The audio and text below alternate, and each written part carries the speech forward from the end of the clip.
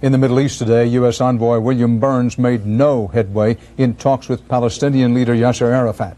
The goal is to somehow get ceasefire discussions going between Israeli and Palestinian officials. The sticking points and flashpoints are clear. And as CBS's Mark Phillips reports tonight, so is the mounting toll, political and military. That neither side will commit to a ceasefire was obvious in Bethlehem this evening, where shooting again broke out at the Church of the Nativity. Bethlehem remains a stubborn flashpoint that sums up this stalemate. The Israelis say they won't leave until the Palestinian gunmen inside the basilica give up, and the Palestinians say there can be no ceasefire until the Israelis leave.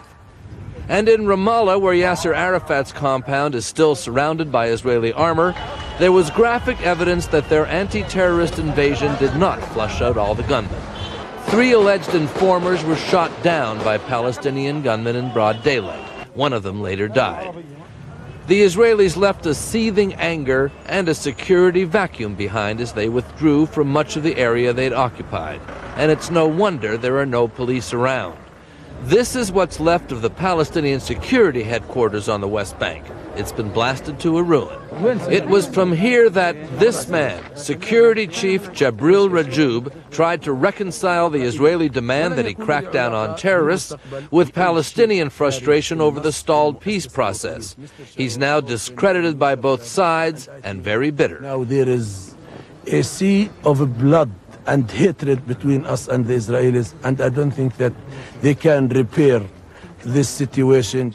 Rajoub was holding 6 members of the Hamas terror group in these cells when the Israelis attacked.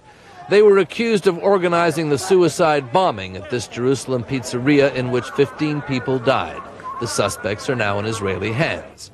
This building once represented the cooperation, however limited, between the Israelis and the Palestinian security apparatus. Now it's symbolic again, representing the total destruction of whatever trust may have once existed. Buildings can be repaired. Rebuilding any semblance of trust seems impossible to contemplate here. Mark Phillips, CBS News, Ramallah. Iraq's Saddam Hussein is again trying to play the oil supply weapon. In what he called the name of eventual peace, he called again today for Arab oil producers to back his own Iraqi oil embargo to protest U.S. support for Israel. So far, there's no indication Saddam's latest call is meeting with any more success than his earlier ones.